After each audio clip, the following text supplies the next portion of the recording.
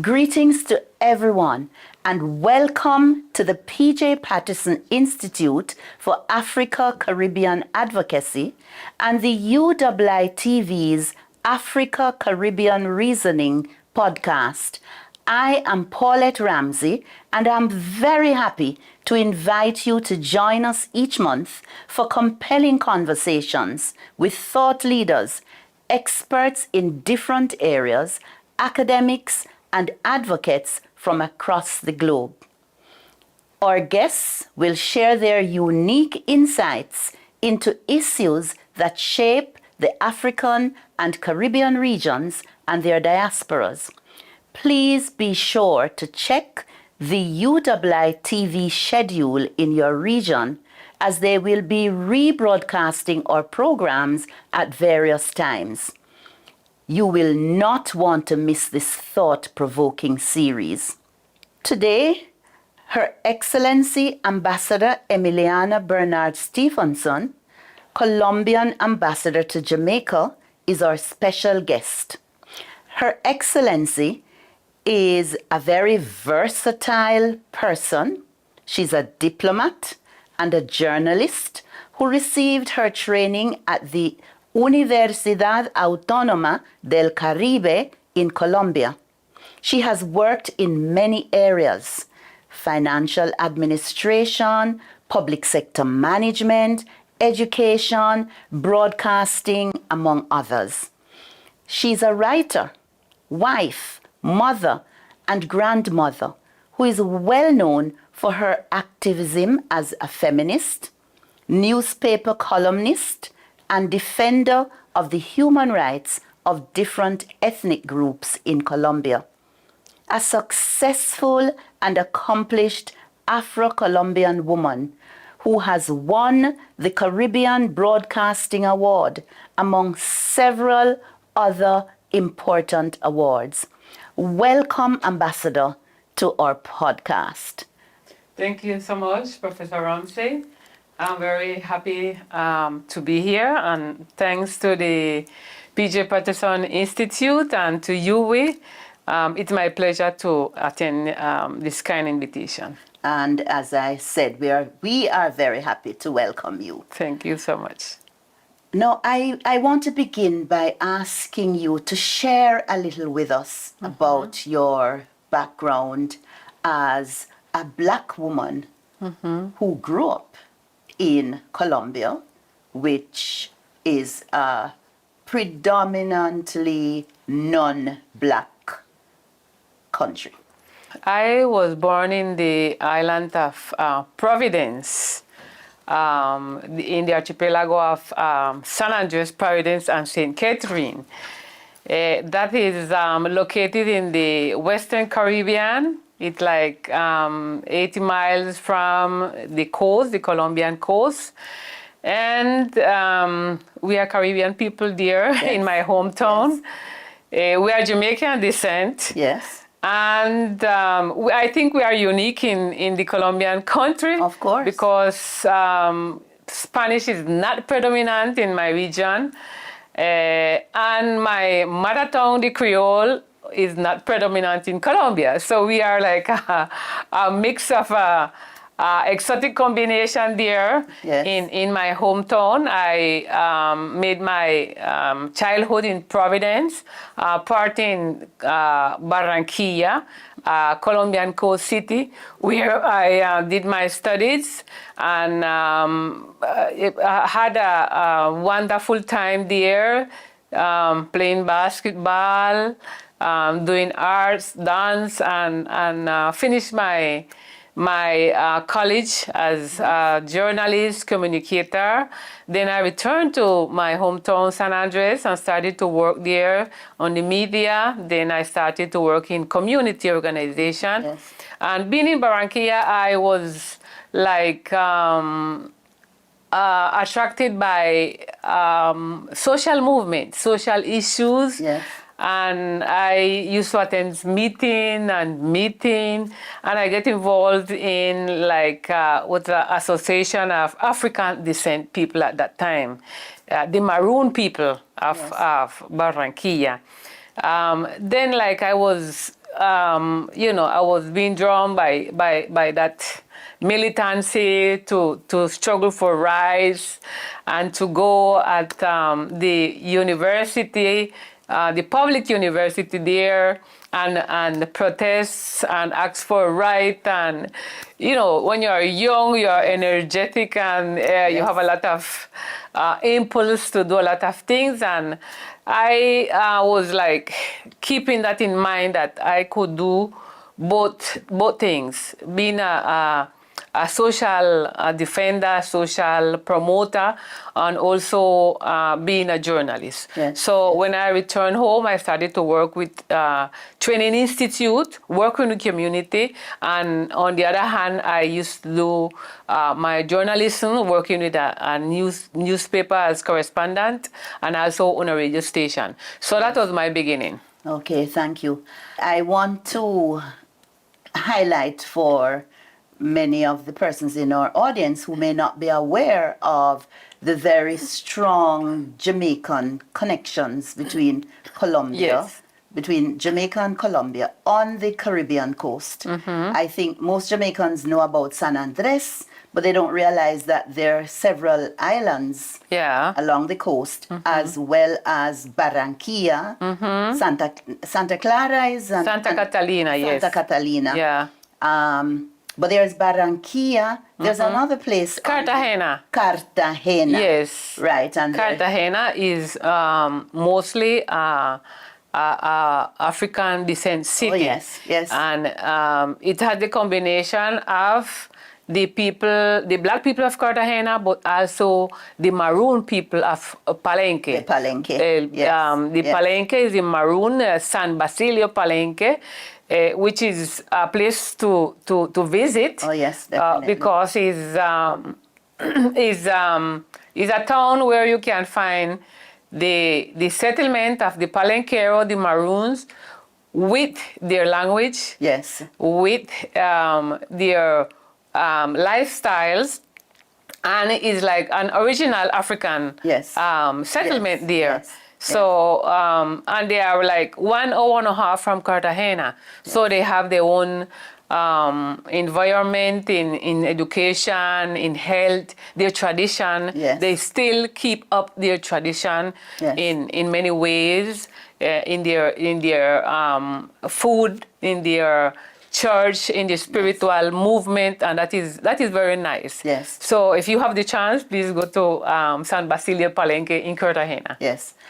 So I know that one of the things that fascinates me about Colombia is the fact that you have several different groups of blacks. Yes. So I know you have the blacks in the Palenque, as you Yes. said. We have the Caribbean descendant people, Yeah.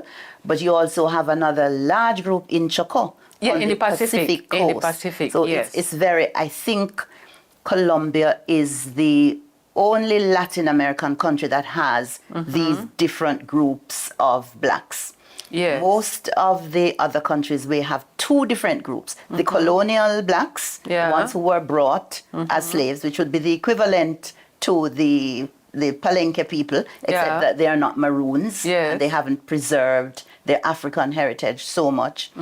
And people from the diaspora. But you have three different groups. Yes, And that I correct. find very, very fascinating. And that is very interesting because if you look at our constitution, the Constitution of Colombia mention all those derivation of blacks. Yes, yes. Talk about the right of the Negro, the Yes. African descent, Yes. the Palenquero, and the Raizal people. Yes, So yes. it's very specific because it has to do with their history. Yes, We have yes. different history, Of and we course, have, yes. I would say we have different cosmovision of the world Yes. also. And cultural practices. Cultural practices. Yes. For example, the Pacific is very, very rich Yes. in culture, but also in the I would say the compenetration with native. Yes. You know, with the river, it's something like here, like Jamaica. Yes. You find a lot of people living nearby the river, and in the Caribbean now we live nearby the sea. Yes. The sea is like our attraction, and in Palenque now it's a different history. Yes. It's the history of the Maroon people being Maroon, original Maroons at this time. Yes. How much interaction is there among the different groups? Well, something very important is that from the new constitution in 1991, the different organizations noticed that was necessary was to unite and to join. Yes. So they constructed like confluences as organization and grassroots organization and leaderships. So at this time, we unite around common issues and around common agenda. For example, the struggle of defending the territory and claiming land. Yes. That is very common. Yes. And they push through a law, that is the Law 70 of 1993, which protect the ancestral lands of the Black and African descent people there in Colombia. So the struggle was united around those issues, around fight against violence and poverty in the Black communities, and also around the necessity of have an I would say an international and a national recognition as a people, because we was outnumbered. Of course. In the statistic of the nation. For example, now we are the 28% of the population. But it's because of people claiming rights and people asking for inclusion and for participation. So something is I would say is moving around the Blacks there a lot in terms of having a new generation of leadership, having people struggle for obtaining education, to uplift their culture, to build their community, and to transcend more than, I would say, our grandparents who live a life of, I would say, auto accepting the situation. Now we have strugglers, we have professionals, we have skilled people who are around searching for inclusion and showing the face. We have the case of our vice president, the first person who have been elected as a vice president, and it wasn't easy, but she's there. And she's trying to, I would say, to be an example for the new generation and to transform the legal frame of the country. It's not easy because Colombia, even though we recognize the Agreement 169, 169 of the United Nations to protect Blacks, you will not obtain nothing granted for free. So people understand that they have to fight, they have to continue preparing themselves, they have to defend the new generation, involve in education, and combat something that is very important: poverty in our communities. But it's what characterizes when you move through Latin America and all, the Caribbean, in particular the Hispanic Caribbean, because you're in the minority in these places, in Cuba, in Puerto Rico. Blacks are the people who are marginalized and, who have to struggle to stay alive, to eat. But I think in your case, you have been helped by the fact that your government has, from time to time, and more so now that you have a Black vice president, implemented programs. I think of all the cities.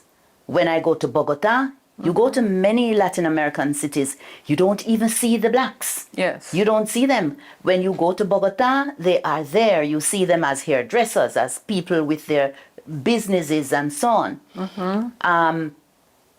It seems to me, just as an outsider, for instance, if I'm in Mexico City, you would think there is no black population there. But I think I can say, very cautiously that blacks in Colombia seem to have a little more assistance or more programs aimed at integrating them. For instance, the scholarships that take students into the universities and so on. But I want to put a pause on that. Part of the discussion, we'll come back to that. I'd like you to tell us a little now about your role as ambassador of Colombia to Jamaica. Could you tell us a little about what that entails? Yes, of course. Colombia and Jamaica is completing this year 60 years of diplomatic relationship. Yes. In that sense, we have characterized to be partners and to collaborate in different issues, different matters. And we are boosting exchanges in industry, in commerce, in education, and in cultural affairs. Something very, very important is taking place since the last 2-3 years is trying to have Jamaicans attending our university here in Colombia. We have a fund that we call ICETEX, and people will apply and go to Colombia, and we bring our student to Jamaica to do social practices, teaching Spanish, and who goes to Colombia will do so in English. So that is like a collaboration we have. And also we're trying to improve our relationship with the English-speaking Caribbean there in San Andres. Right. We have what we call collaboration with a commission of neighborhoods in which we are placing, I would say, collaboration in environment, in fishery, in education, in a lot of things. And since the last 10 years, we finally reactivated the commission. So last year we did a meeting there in San Andres.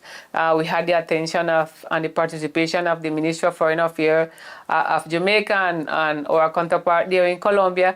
And we set a new plan for the next coming 3 years. Yes. So that is very important. So in my role, a part of the administrative part, like attending the nationals, giving visa, giving guidance to people who want to do business in Colombia and vice versa, we are pushing that our collaboration can be effective. Yes. And when I say effective, it means for example, in security. Yes. Jamaica need to implement some of our experiences in what we call community police and protection of the people, etc. So we're working on that and in security area. And I think it's very important because we have a fluid communication and we can talk, and Jamaica can ask us for support and we can ask Jamaica for support also. So we have a huge experience, for example, in disaster management risk, and we are doing some program with Jamaica, especially because we have the two experiences in the mainland and in the sea, in the maritime, and with the hurricane. Yes. So we are working in agreement with Jamaica, and I think we can advance in cultural experience. We love the music there at home, and you have a hub of music here in Jamaica. Yes. So those things we are able to do and collaborate with Jamaica in whatever, in farming, in agriculture, and etc. So I'm very familiar with the ISITEX program. Yeah.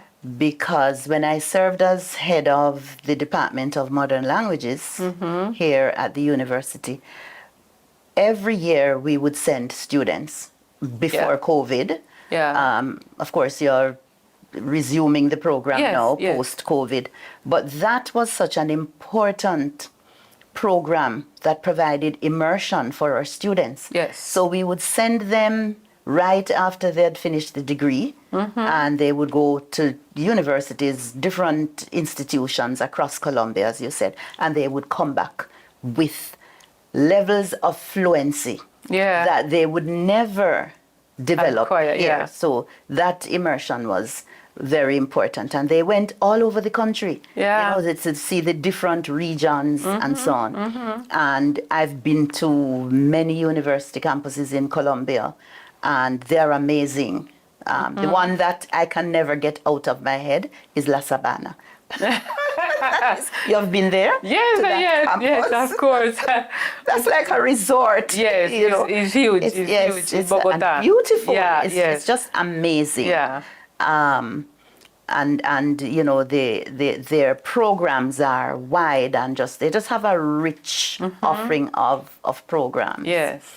So I'm thankful to the Colombian government for providing that opportunity. And we still work. Last year we sent 2 girls, one to Cali and one to Cartagena. Okay. And this year we have application open, so we hope that many Jamaican students can apply. We also moved to something we wanted to do back at home there, is to have like exchange program with the college and the high school here. Yes. So we plan to start this program in June, having like 15, 20 students coming in exchange with Jamaican school. We have visited Hillel, Ardeen, the Campeon, and others. So we are moving on that, because the experience is very good for taking our students from home and bring them here, and vice versa.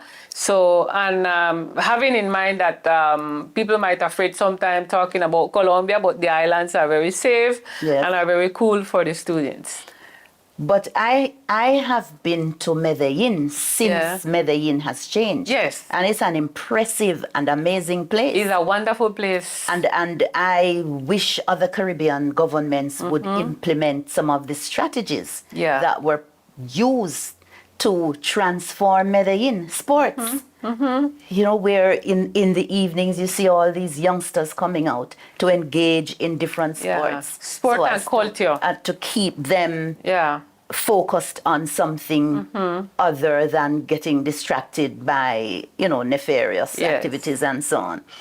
I think people should understand that Colombia has changed in terms of crime and security, and a lot, so much over the last decade or so, I would say. I want to focus a little now on Africa Caribbean advocacy. So we're doing this interview under the banner of the P.J. Patterson Institute for Africa Caribbean Advocacy, in collaboration with the UETV. And I am interested in hearing a little from you about your views on Africa Caribbean advocacy. What does that mean to you? Well, it's mean a lot.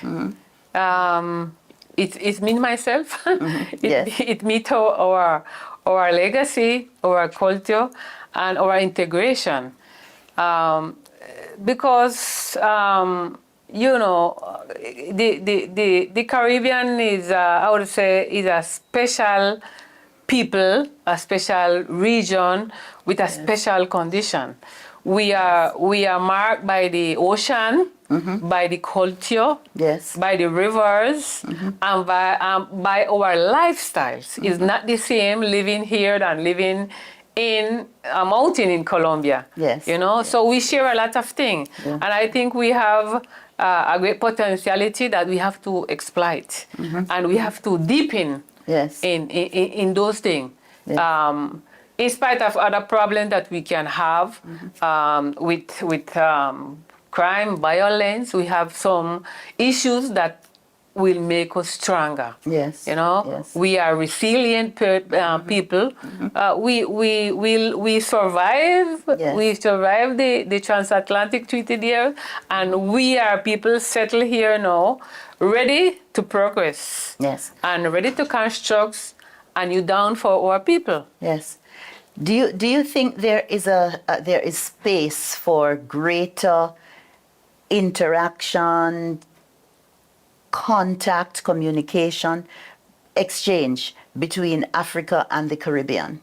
And how so? Yes, of course. I think the Caribbean and Africa is talking about common issues. We have a common agenda. We're talking about reparation, for example.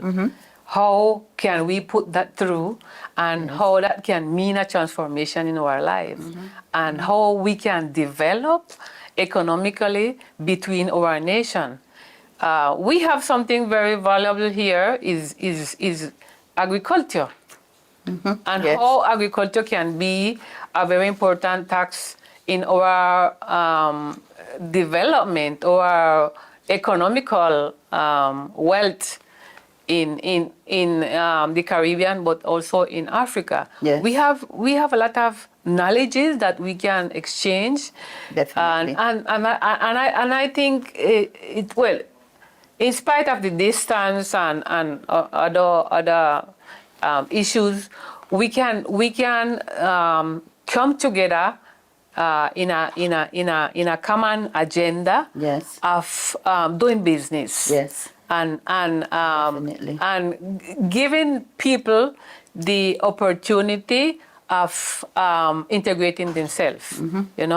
We was learned to I would say to be distant from each other, because I remember my grandmother used to say, no, those black, not those black, this black, yes, this black. And we classify ourselves in different groups. But our strategy was to divide us. So I think we can. Strategy. Yes, I think we can understand today that we are one people.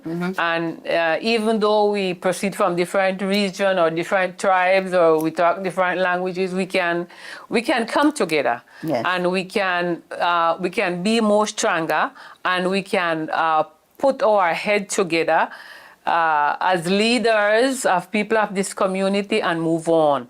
That's why the Caribbean, I love when we talk about the CARICOM, because it's our strength. It's everybody in the same path, trying to consolidate a proposal.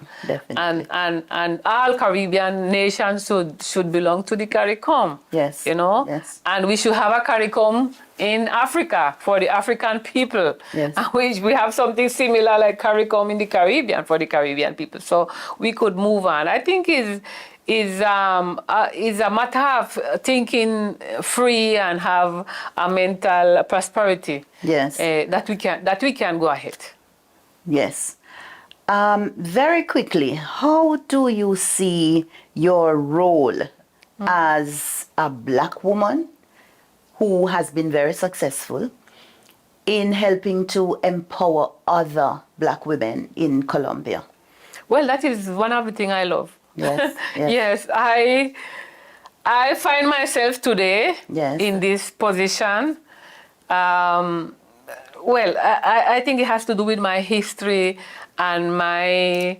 I was eager to walk ahead, to develop myself, to construct my people, and to learn. So I in everything. Yes. I was in everything, every training process. I was doing advocacy, feminism, and I think I have consolidated now like a new person, and I am out to give back. You know, Yes. to give back Yes. to young girls. That's important. Yes, I at home I have an organization there working with young girls and pushing for education. Yes. That is the tool. That- you know, yes, that's the yes. tool for transforming our lives. Yes. We cannot think to advance or to prosper if we don't have education and have a background behind us. That was- You might need the character, you might need the commitment, you need the enthusiasm, but you need a preparation also. And you Definitely. need to learn of the world, what is happening there in Europe, what is happening in US, what is happening in the Caribbean, what is happening in Latin America, what is Yes. happening in Asia, Yes. and how you can mix that, and how you can learn of that, and what can you take from Yes. there. I believe that is very important. So I am willing today to give back. That's why I love when they invite me to conference. I talk about my beginning. I talk Yes. about the life of my grandmother. Yes. She didn't have education, my mother either. Yeah. So, you know, so those things is like, how can we bring up a new generation of black women Exactly. in our country, Yes. in our nation, in the Caribbean and Latin America? And you yourself are already a model for them. Yes, So yes. just by virtue of your achievement. But it wasn't Your- easy. But I- I'm here. Yes. But I'm And they here. need to know that Yes, too. yeah, they need to know. That- They need to know the dark part of your history, yes. because they have to be resilient and they Yes. have to be strong. Yes. They have to be courageous. Yes. And my grandmother used to say, you have to learn to jump the river Okay. from one stem to the other the one. other. Jump and Yes. don't jump in the river. I think that's such an important point that you have made, that they need to understand that it's not easy. Yeah. Because sometimes young people look on and they think, oh, you Yeah, know, she's yeah. at the top. I want to get to the top, but they're not prepared to put in the hard work to Yes. do what it takes. Exactly. And the other important point that you've underlined is the centrality of education. And that has been the position of the early Pan-Africanists. Yes, That yes. was what Marcus Garvey said. Talk about, yes. Malcolm the X, unity of the people. all these people who fought for black people, for consciousness raising of black people at different levels, Yeah. and for black people to earn success, they emphasized the importance of education. You know, all kinds of education, not just learning from a textbook, but as you Yes. said, learning from the world. The last thing I want to ask you, Yeah. do you like Jamaica? What has been your experience in Jamaica? I don't like Jamaica. I love Jamaica. Okay. I love Jamaica. You know, once I dream was to be here. Yes. And I came like 3-4 times because I was searching Yes. for my mother. Relatives. Yes. Here in Your Jamaica. ancestors. My ancestors, because my mother was keep talking about her father and grandfather, Yes, the yes. Stephensons. Okay. So when I was small, a child, I was keeping writing in a book. Mom used to say the names, the date, and I came here like something like I was very young. And that was on Montego. Yes. And I found some Stevenson Okay, there. okay. And I had some contact through email. Then I came back again. But it was like a dream to meet the relatives of my mother. Okay. So I'm on that research. But Yes. I am happy to be here because I am an island girl Yes. and I feel at home. That's really, and I'm happy because I am enjoying the people. Yes. And I enjoy the talking part around there with the people them too. Yes. And you know the food because you And cook the same food in the food, salad. yes, the food is delicious. Yes. But this is a great experience for me. Yes. You know, I'm writing up some things too because, as you said, I love to write Yes. but I have to leave a text of my experience in Jamaica, so I'm doing so. I will go around, travel around. Yes. I love the rivers. I love the vibes of the people. I love the culture. Yes, yes. You know, and I love people talking loud like at home. My goodness. Yes, that makes I feel so good. That Jamaicans will deliver. Yes, yes, yes. That is the Caribbean people. That is the Caribbean vibe and our energy. That's why I say we need to reconnect ourselves. Yes. We are not different. Yes. You know, we might have small issues in which we cannot communicate, maybe sometimes the language, maybe, but we are Caribbean and we can speak with our spirit. Yes. And I thank you again for the book that you gave me, one of your collections of poems. Welcome. And I enjoyed reading them. Yeah. I had suggested that I would do a lecture on some of the poems one day, sometime you're welcome. in Colombia. Yeah. But I enjoyed the poems and I like the themes. Mm-hmm. So I want to thank you very much for taking the time to come and share with us today. I look forward to other collaborations between the embassy and the institute. And we certainly have a lot of ideas that we can share. Many of our experiences are the same, our historical connections are the same. We are women who descended from strong Black women. Yes. Thank you very much. No, thank you so much. My pleasure. It's my pleasure to be here in this program, and I will be back. Of course. I will be back. Of course. Thank you so much. Thank you.